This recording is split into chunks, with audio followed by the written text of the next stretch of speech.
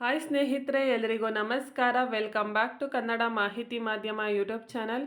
ಯಾರೆಲ್ಲ ಬ್ಯಾಂಕಿಂಗ್ ಸೆಕ್ಟರಲ್ಲಿ ಕೆಲಸ ಮಾಡಬೇಕು ಅಂತ ಹೇಳಿ ಕಾಯ್ತಾ ಇರ್ತೀರಾ, ಅಂಥವ್ರಿಗೆ ಈಗ ಕರ್ನಾಟಕ ಬ್ಯಾಂಕ್ ಕಡೆಯಿಂದನ CSE ಅಂತ ಹೇಳಿಬಿಟ್ಟು ಈ ಒಂದು ಪೋಸ್ಟಿಗೆ ಅರ್ಜಿಯನ್ನು ಆಹ್ವಾನ ಮಾಡ್ತಾ ಇದ್ದಾರೆ. ಯಾರೆಲ್ಲ ಗ್ರ್ಯಾಜುಯೇಷನ್ ಮಾಡ್ಕೊಂಡಿರ್ತೀರಾ ಅಂಥವ್ರಿಗೆ ಈ ಒಂದು ಪೋಸ್ಟಿಗೆ ನೀವು ಅರ್ಜಿಯನ್ನು ಹಾಕ್ಬೋದು. ಕಸ್ಟಮರ್ ಸರ್ವಿಸ್ ಅಸೋಸಿಯೇಟ್ ಅಂತ ಹೇಳಿ ಈ ಒಂದು ವೆಬ್ಸೈಟ್ ಕರ್ನಾಟಕ ಬ್ಯಾಂಕ್ CSA.azure.website.com ಈ ಒಂದು ವೆಬ್ಸೈಟ್ ಲಿಂಕಿಗೆ ಬಂದು ನೀವು ಮೊಬೈಲಲ್ಲೂ ಕೂಡ ನೀವು ಅರ್ಜಿಯನ್ನು ಹಾಕ್ಬೋದು. ಈ ಒಂದು ಅರ್ಜಿಯನ್ನು ಹಾಕೋದಕ್ಕೆ 20 ನವಂಬರ್ 2024ರಿಂದ ಸ್ಟಾರ್ಟ್ ಆಗುತ್ತೆ. ಅದೇ ರೀತಿಯಾಗಿ ಲಾಸ್ಟ್ ಡೇಟ್ ಬಂದು 30 ನವಂಬರ್ 2024 ಈ ತಿಂಗಳು ಲಾಸ್ಟ್ ಡೇಟ್ ಆಗಿರುತ್ತೆ. ನೀವು ಈ ಒಂದು ಪೋಸ್ಟಿಗೆ ಅರ್ಜಿ ಹಾಕಬೇಕಾದ್ರೆ ಕೆಲವೊಂದು ರಿಸ್ಟ್ರಿಕ್ಷನ್ಗಳಿದ್ದಾವೆ, ಏಜ್ ಲಿಮಿಟ್ ಇದೆ. ಅದೇ ರೀತಿಯಾಗಿ ಎಜುಕೇಷನ್ ಕ್ವಾಲಿಫಿಕೇಷನ್ ಬೇಕಾಗುತ್ತೆ. ಏನೆಲ್ಲ ಕ್ವಾಲಿಫಿಕೇಷನ್ ಬೇಕು ಅನ್ನೋದನ್ನು ನಾನು ನಿಮಗಿಲ್ಲಿ ತಿಳಿಸ್ಕೊಡ್ತೇನೆ. ಈ ಒಂದು CSA ಈ ಒಂದು ಪೋಸ್ಟಿಗೆ ನೀವು ಅರ್ಜಿ ಹಾಕಬೇಕಾದ್ರೆ ಗ್ರ್ಯಾಜುಯೇಷನ್ ಆಗಿರಬೇಕು. BA BCom BSc engineering post graduation ಆಗಿರೋರು ಕೂಡ ಹಾಕ್ಬೋದು. ಆದರೆ ಎನಿ ಡಿಗ್ರಿ ಯಾವುದೇ ಒಂದು ಡಿಗ್ರಿ ಮಾಡಿರೋರು ಕೂಡ BBM BCom ಈ ರೀತಿಯಾಗಿ ಯಾವ ಡಿಗ್ರಿ ಮಾಡಿರ್ತೀರ ಅವರು ಅರ್ಜಿಯನ್ನು ಹಾಕ್ಬೋದಾಗಿದೆ.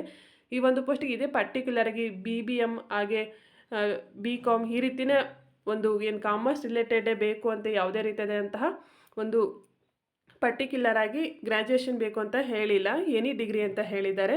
ಯಾರು ಇಂಜಿನಿಯರಿಂಗ್ ಮಾಡಿರೋರು ಕೂಡ ಅರ್ಜಿಯನ್ನು ಹಾಕ್ಬೋದು, BSc ಮಾಡಿರೋರು ಕೂಡ ಅರ್ಜಿಯನ್ನು ಹಾಕ್ಬೋದು.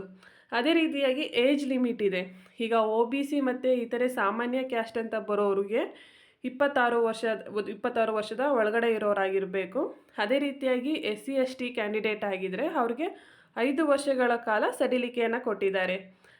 ಹಾಗೆ ಈ ಒಂದು ಪೋಸ್ಟಿಗೆ ಅರ್ಜಿ ಹಾಕಬೇಕಾದ್ರೆ ನೀವು ಫೀಸನ್ನು ಕಟ್ಟಬೇಕಾಗುತ್ತೆ. ಫೀಸ್ ಬಂದ್ಬಿಟ್ಟು OBC ಇತರೆ ಅವ್ರಿಗೆ ಇರೋದು 700 ರೂಪಾಯಿ, SC STಗಾದರೆ 600 ರೂಪಾಯಿಯನ್ನು ನೀವು ಆನ್ಲೈನ್ ಪೇಮೆಂಟ್ ಮಾಡಬೇಕಾಗುತ್ತೆ. ಯಾರೆಲ್ಲ ಗ್ರ್ಯಾಜುಯೇಷನ್ ಮುಗಿಸ್ಕೊಂಡಿರ್ತೀರಾ ಅಂಥವರು ಈ ಒಂದು ಕರ್ನಾಟಕ ಬ್ಯಾಂಕ್ಸ್ CSA ಈ ಒಂದು ಪೋಸ್ಟಿಗೆ ನೀವು ಅರ್ಜಿಯನ್ನು ಹಾಕ್ಬೋದು. ಈ ಒಂದು ವೆಬ್ಸೈಟ್ ಲಿಂಕಿಗೆ ಬಂದು ನೀವು ನ್ಯೂ ಕ್ಯಾಂಡಿಡೇಟ್ ಆಗಿದ್ರೆ, ನೀವು ಅಲ್ಲೇ ಲಾಸ್ಟ್ ಇಯರ್ ನಾನು ಕೂಡ ಈ ಒಂದು ಏನು ಪೋಸ್ಟಿಗೆ CSA ಪೋಸ್ಟಿಗೆ ಅರ್ಜಿ ಹಾಕಿದ್ದೆ, ಇಲ್ಲ ಕರ್ನಾಟಕ ಬ್ಯಾಂಕಲ್ಲೇ ಬೇರೆ ಯಾವುದಾದ್ರು ಪೋಸ್ಟಿಗೆ ನೀವು ಅರ್ಜಿಯನ್ನು ಹಾಕಿದವರೆ ನ್ಯೂ ಕ್ಯಾಂಡಿಡೇಟ್ ಅಂತ ಇದೆಯಲ್ಲ ಬ್ಲೂ ಕಲರ್ ಮೇಲೆ, ಅದ್ರ ಮೇಲೆ ಕ್ಲಿಕ್ ಮಾಡಬೇಕಾಗುತ್ತೆ.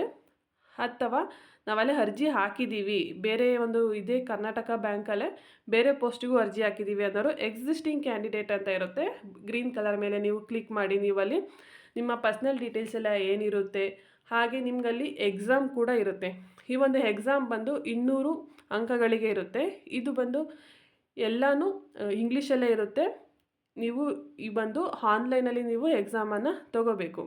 ಆನ್ಲೈನ್ ಅಂತ ಹೇಳಿದ್ರೆ ನಿಮಗೆ ಪರ್ಟಿಕ್ಯುಲರಾಗಿ ನಿಮ್ಗೆ ಒಂದು ಜಾಗ ಅಂತ ಹೇಳಿರುತ್ತೆ. ಈ ಥರ ನಗರ ಆಗಿರ್ಬೋದು, ಬೆಂಗಳೂರು ಆಗಿರ್ಬೋದು, ಈ ರೀತಿಯಾಗಿ ದೊಡ್ಡ ಒಂದು ಇದರಲ್ಲಿ ನಿಮಗೆ ಏರಿಯಾ ಮೇಲೆ ಕೌಂಟ್ ಮಾಡ್ತಾ ಹೋಗ್ತಾರೆ. ಆ ಏರಿಯಾನ ನಿಮಗೆ ಯಾವುದು ನಿಯರ್ ಆಗಿರುತ್ತೆ ಆ ಏರಿಯಾನ ನೀವು ಸೆಲೆಕ್ಟ್ ಮಾಡಿಕೊಂಡು ನೀವು ಅರ್ಜಿಯನ್ನು ಹಾಕ್ಬೋದು.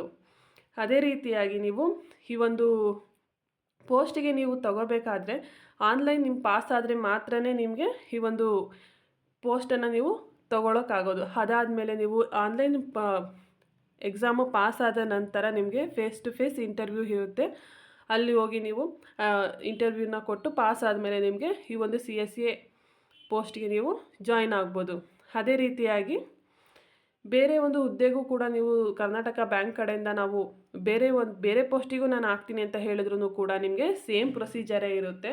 ಎಕ್ಸಾಮ್ ಪಾಸ್ ಆಗಿಯೇ ನೀವು ಹೋಗಬೇಕಾಗುತ್ತೆ. ಇಲ್ಲ ಅಂದರೆ ಹೇಳಿದ್ರೆ ನೀವು ಎಕ್ಸಾಮ್ ಪಾಸ್ ಆಗದೇ ನಿಮಗೆ ಯಾವುದೇ ರೀತಿಯಾದಂತಹ ಅಲ್ಲಿ ರಿಕ್ರೂಟ್ಮೆಂಟಿಗೆ ಹೈರ್ ಮಾಡ್ಕೊಳ್ಳೋದಿಲ್ಲ. ಡೈರೆಕ್ಟಾಗಿ ಹೋದರೂ ಅದು ಏನೂ ಯೂಸ್ ಇರೋದಿಲ್ಲ. ಯಾಕೆಂದರೆ ಇದು ಕರ್ನಾಟಕ ಹಾಗೆ ಇದು ಪ್ರೈವೇಟ್ ಮತ್ತು ಕರ್ನಾಟಕ ಎರಡೂ ಆಗಿರೋದ್ರಿಂದನೂ ಕೂಡ ಇದರಲ್ಲಿ ಯಾವುದೇ ರೀತಿಯಾದಂತಹ ಎಕ್ಸಾಮ್ ಮುಖಾಂತರನೇ ಇದು ತೊಗೊಳಕ್ಕಾಗೋದು.